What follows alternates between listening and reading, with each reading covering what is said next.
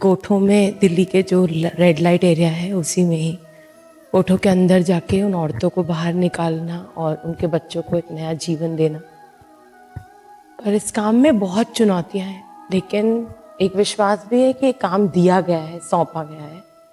पर जब जब श्रद्धा कम होती है और जब जब चुनौती बड़ी लगती है तब तब क्या करें, और जब खुद पे शक होता है तब क्या करें। हमारी जी दिल्ली में जो वैश्यशालाएं होती हैं, रेड लाइट एरिया होते हैं जहाँ वैश्याएं, वहाँ जाके उनके ग्रुप में जाके वहाँ से जो बच्चियाँ फंसी होती हैं उनको बाहर निकालते हैं, उनको एक नया जीवन देते हैं। बट ये बड़ा चुनौतीपूर्ण कार्य होता है, तो कभी कभी आत्मविश्वास डगमगा जाता है। तो उस समय महाराज जी अपने आप में एक उत्साह। आत्मविश्वास नहीं डगमगाना चाहिए। ये बहुत प्रशंसनीय कार्य है। जिनका जीवन गंदगी में ढकेल दिया गया है, उनको गंदे आचरणों से मुक्त करना, उनको एक नया जीवन देना, ये आपको बहुत प्रशंसनीय कार्य है। लेकिन आत्मविश्वास टूटना नहीं चाहिए, आत्मविश्वास बढ़ना चाहिए। एक जीव को अगर हम डूबने से बचा लिया तो बहुत बड़ा कार्य कर लिया। देखो, स्वयं के लिए भजन करना, अपना कल्याण करना एक अलग बात होती है, लेकिन दूसरे के लिए कल्याण की बात सोचना ये खास बात होती है। परहित सरिस धर्म नहीं भाई। कई परिस्थितियों में बच्चियां ऐसे फंस जाती है, कई परिस्थितियां होती, कोई स्वाभाविक रुचि रख करके फंसता है और कोई कई परिस्थितियों में फंस जाती है। तो जो परिस्थितियों में फंसी हुई है, अगर उनका आपको सहयोग मिल गया तो उनकी नई जिंदगी एक अच्छी जिंदगी बन जाएगी। बहुत सुंदर है, प्रशंसनीय कार्य आप कीजिए और राधा नाम जप कीजिए, जिससे आपका आत्मबल कभी टूटे ना, आत्मबल बना रहे। आप लड़ती रहिए, आपकी रक्षा में भगवान है। जो दूसरों का परोपकार करता है सबसे बड़ा कार्य है। हम बहुत हृदय से प्रसन्न हुए इस बात को सुनकर, क्योंकि गंदे आचरणों में लिप्त, ऐसे आचरणों में लिप्तों को बचा करके भगवान की कृपा से संसार के अच्छे मार्ग में देना, ये बहुत बड़ा कार्य, बहुत बड़ा कार्य। तो थोड़ा मुश्किल होता है, लेकिन सहयोग बहुत है वहाँ पे औरतों। हाँ, नहीं मुश्किल है, नामुमकिन नहीं। आप बिल्कुल कीजिए और भगवान आपके साथ है, भगवान आपके साथ है, क्योंकि आप अच्छा काम कर रहे हो। जरूर कीजिए, क्योंकि पता नहीं कैसी कैसी परिस्थितियों से कौन गुजर रहा है, वहाँ शोषण हो रहा है उनका, और आप उनको बचा रहे हैं। बहुत बड़ा कार्य, आप जरूर कीजिए। हमारा हृदय प्रसन्न हुआ है सुनकर। आप अच्छा कार्य कर रहे हैं, बहुत अच्छा कार्य कर रहे हैं। भगवान ने अपने होने का एहसास तो बहुत बार कराया और कराते रहते हैं, लेकिन आत्मा से अभिन्न चिंतन होने के कारण जो माधुर्य भाव है उसमें न्यूनता। हाँ, न्यूनता ही रहेगी, न्यूनता ही रहेगी, क्योंकि दो भावों का एक हृदय में पोषण नहीं हो सकता। सोहम और दासोहम। जैसे हमें बहुत लड़ाई लड़नी पड़ी, गुरु कृपा से परिवर्तन हुआ, नहीं तो संन्यास मार्ग के पथिक थे। काशी से जीवन, जो दंडी सन्यासी होते हैं वो जीवन, तो 20-22 वर्ष अनुसंधान वो चलता रहा। अब जब महादेव जी की कृपा हुई और इधर का आकर्षण हुआ, अब बड़ी समस्या कि जब वो एक है, अद्वितीय है, और वो मैं हूँ, तो किससे अनुराग? मेरा ही तो आत्मस्वरूप सब है। ये जो भी कुछ प्रतीत हो रहा है वो मेरे सिवा और कुछ है ही नहीं। बड़ी समस्या पड़ी, बड़ी समस्या पड़ी। और फिर महादेव जी से कहा, इस ज्ञान का अपहरण करो। महादेव जी से कहा, रो के प्रार्थना की कि मेरे आत्मस्वरूप प्रभु इस ज्ञान का अपहरण करो।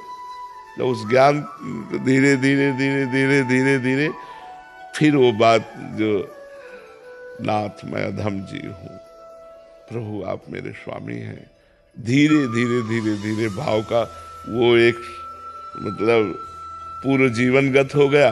और ये नवीन जीवन, इसमें महत्पुरुषों की कृपा प्रधान रही। नहीं, कभी हम नहीं आ सकते थे। जहाँ हम एकांत होते, बस वही योग वासिष्ठ और वेदांत की बातें तो सब काट देती सब काट देती, कुछ नहीं रहने देती। बड़ी समस्या थी। गुरुजी से हमने कहा कि 1 वर्ष हो जाने के बाद उन्होंने कहा, तो हम कहा महाराज जी आपसे हम सत्य कहते हैं, पाठ करते हैं आप जो कहते हो, जो सेवा करते हो वो करते हैं, लेकिन हमारा विश्राम उड़िया बाबा की वाणी, वेदांत, योग वासिष्ठ इनमें होता है। तो उनका चिंता मत करो, धीरे धीरे सब आ जाएगा, धीरे धीरे सब आ जाए। तो धीरे धीरे नहीं रह सकता, क्योंकि इस हृदय की बात है।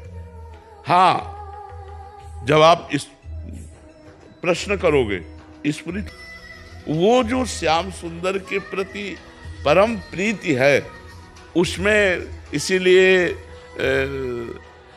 जो रस की बात जब कही गई, आप मतलब अन्यथा न लीजिए, जब रस की बात कही गई तो कहा गया यन नारदादेश सुकैरगम्यम वृंदावने वंजुल मंजु कुंजे तत्कृष्ण चेतो हरणैक विज्ञ मत्रास्त किंचित परमम रहस्यम। जहाँ ब्रह्मा जी, ईश भगवान शिव, आज माने ब्रह्मा जी और नारद जी और श्री सुखदेव जी, ये सब महान चरम अवस्था को प्राप्त हैं। इन महापुरुषों ने जिस रस का रसास्वादन नहीं किया, वो रस वृंदावन का, जैसे अब आप कहेंगे कौन सा रस का रसास्वादन नहीं किया? भगवान शिव बोध संपन्न, सर्व सब गुणों के अधिष्ठात्र हैं, परम वैष्णवा नाम यथा शंभु। तो अब हम आपको इशारे से बता दें, पत्रावलिम रचितुम कुचयो कपोले बद्धुम विचित्र कवरिम नव मल्लिका भी। हे लाडली जू, मैं आपके वक्षा स्थल में पत्रावली करने का अधिकार। पत्रावलिम रचितुम कुचयो कपोले बद्धुम विचित्र कवरिम नव मल्लिका भी अंगम चुभूसी तुमा भरणई धरता से। मैं कब ऐसा सौभाग्य होगा कि आप ऐसा श्रृंगार करने का मुझे। तो ये न वीणाधारी नारद जी को सौभाग्य मिला, न देवाधिदेव महाशंकर को, न भगवान ब्रह्मा जी को भी नहीं, बड़े बड़े महापुरुषों ने, क्योंकि ये सब आचार्य कोटि के महापुरुष। जैसे पक्की मटकी को फोड़कर कुछ नहीं बनाया जा सकता, ऐसे ये परिपक्व ब्रह्म स्वरूप है। लेकिन जैसे अपने लोग अधम कच्ची मटकी हैं, अब वो फोड़कर कुछ भी बना लिया जा सकता है। तो इसीलिए ये जो रस है, माधुर्य रस में भी महामाधुर्य रस, प्रिया जी की परिचर्या, प्रिया जी की सेवा, ये वृंदावन का जो रस है।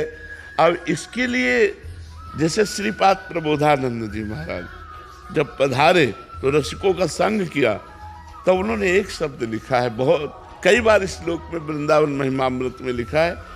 मतलब ये अब कैसे पचेगा जो मोक्षाभिलाषी जन, जो मोक्ष की अभिलाषा करते हैं। लिखा है, जब राधा माधव का प्रेम रस प्राप्त होता है तो मोक्ष थुतकी कृत्य हो जाता है। दीयमानम न ग्रहणंति बिना मत सेवनम जना, सारिष्ट सामीप्य आदि जो मोक्ष है, ये देने पर भी नहीं लेते मेरी सेवा। तो ये जो एक भाव के द्वारा ही हम अपने लक्ष्य को प्राप्त कर सकते हैं। इसीलिए भगवान ने योगों का वर्णन किया, सांख्य योग, भक्ति योग, कर्म योग का, क्योंकि एक साथ तीनों का अनुष्ठान नहीं हो सकता। एक उपासक के द्वारा या तो ऐसे करके चलो तो भगवान जहां चला दे, और या फिर जो गुरु कृपा से पकड़ा फिर उसी पे परिपूर्ण हो जाए। अब चित्त का इधर आकर्षण होने पर पूरा का पूरा सिस्टम बदलना होता है, पूरा सिस्टम बदलना होता है। फिर भगवान से मांगना पड़ता है। जैसे भाई जी हनुमान प्रसाद पोद्दार जी ने एक पद में लिखा, मुझे बुद्धिहीन बना दो हे भगवान। ये सब अपरीत कर लो, जितनी जानकारी है, एक अबोध बालक की तरह अजात पक्षायु मातरम खगा। जैसे जिस पक्षी के पंख नहीं निकले वो बच्चा घोंसले में बैठे माँ की बाट जो होता है, ऐसे हे प्रियालाल केवल मैं आपका चिंतन करूं, केवल आपकी दास्ता, केवल आपकी कृपा की बाट जो हूं, ये थोड़ा सा अलग होकर के है।